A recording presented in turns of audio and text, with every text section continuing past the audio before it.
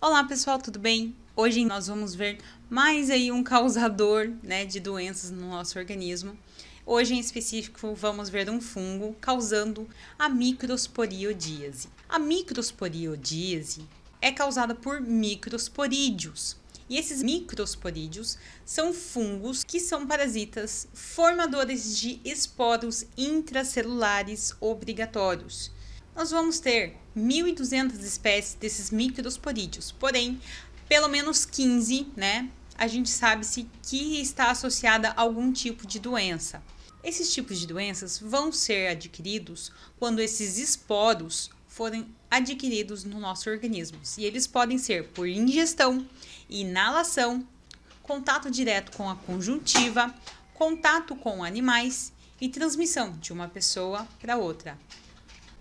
Então, quando eles chegarem até o hospedeiro, eles vão se filamentar e vão envolver a célula e vão inocular dentro dessa célula desse hospedeiro um esporoplasma que vai ser infeccioso. Nisso, a divisão intracelular vai produzir esporoblastos e isso vai amadurecer até que se torne esporos.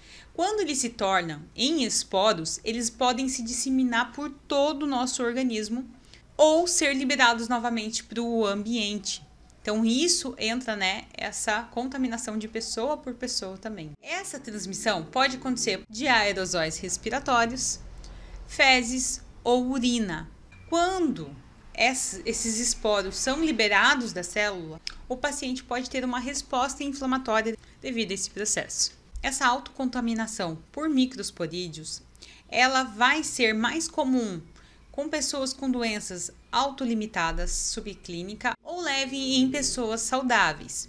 Porém, a gente vê que elas são mais acometidas com pessoas que contêm doenças autoimunes, como por exemplo a AIDS, que acaba afetando um pouco mais a pessoa, deixando ela debilitada. Nesses pacientes com AIDS, a gente vai ver, no caso desses microsporídeos, encefalitos ou bienelse intestinalis, eles podem causar diarreias crônicas e também a quantidade de linfócitos pode ser bem reduzida.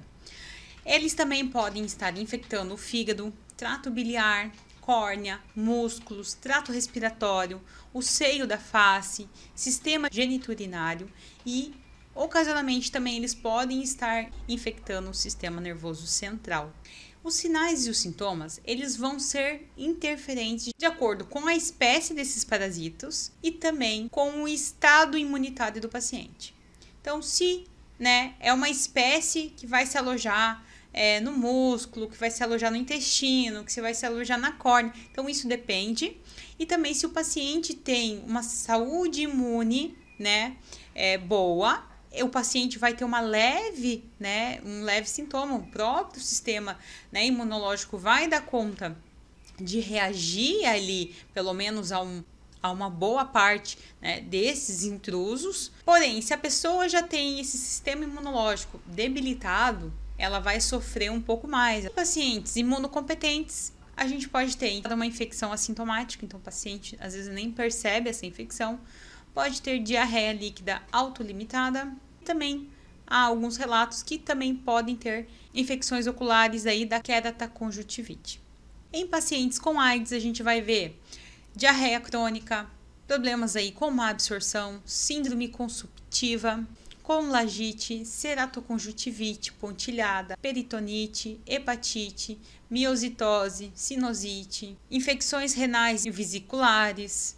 Então, como a gente falou, dependendo da situação do paciente, da espécie parasitária, a gente vai ter alguns sintomas, mas basicamente, os sintomas vão ser esses, de acordo com, lógico, se é um parasita, que vai estar ali parasitando o intestino, a diarreia, a má absorção é comum nessa região. Foi na região ocular, infecção ocular, ceratoconjuntivite e até em caso de cegueira pode estar ocasionando. Então, de acordo com o ambiente, a gente já sabe qual o sintoma, qual, os sinais e sintomas desse paciente, de acordo com o local. Então, como é feito o diagnóstico? O diagnóstico ele pode ser feito com microscopia e com colorações especiais. Também pode ser utilizado imunofluorescência ou PCR. Como é que é feita essa coleta? Então, ela pode ser uma amostra, dependendo, né, do ambiente que esse paciente está, né, de acordo com os sintomas, né, o médico vai ali decidir o que vai ser o correto, né, mas pode ser de acordo, né, com o local parasitado, pode ser uma amostra do tecido afetado, então o médico vai fazer uma biópsia e mandar isso para o laboratório, pode ser fezes, urina, o líquor, bile, escarro, raspado da córnea. Então, isso vai chegar para nós conforme esses sintomas que o paciente vai estar enfrentando. Então, o médico vai mandar essa amostra para que a gente faça a confirmação se há a presença ou não desses microsporídeos. Então, como eu disse, para a gente fazer análise, né, disso no laboratório, a gente vai precisar do uso, tá, de contraste fluorescentes, que vão ser mais utilizados em relação a tecidos, e também a gente vai poder utilizar a técnica de Gram para fazer essa análise, né, da presença desses microsporídeos. Também em alguns laboratórios mais especializados, a gente vai ver a utilização aí do exame de imunofluorescência e PCR, porém, até hoje aí, né, o mais sensível ao exame, mais eficaz, vai ser o exame de microscopia eletrônica de transmissão para essa análise. Então, para a gente fazer um geral, né, da nossa aula de hoje, microsporiodise vai ocorrer principalmente em pacientes imunocomprometidos, que tenham esse sistema imune, né, prejudicado, mais debilitado, principalmente pacientes com AIDS. Esses esporos dos microsporídeos, eles vão poder ser, né, adquiridos aí por uma ingestão de algum alimento que, né, estava contaminado com a presença desses esporos. A inalação, então, né, você pode ver quando você pega, às vezes, uma fruta toda embolorada, né, às vezes não levanta aquela poeira, né, às vezes quando você aperta, né, bate, não levanta aquela poeira. Então, isso são os esporos, né, pelo ar a gente consegue, inalando isso a gente vai ser contaminado.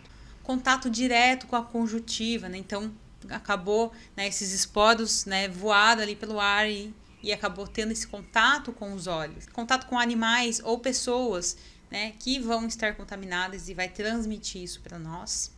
Os sinais e os sintomas, eles vão acontecer, né, de acordo com o paciente, de acordo com a espécie, de acordo com a forma que ele também foi infectado, aonde que isso acabou, né, prejudicando. Para a gente diagnosticar a presença, né, desses microsporídeos, a gente vai utilizar a microscopia óptica ou eletrônica com as colorações especiais.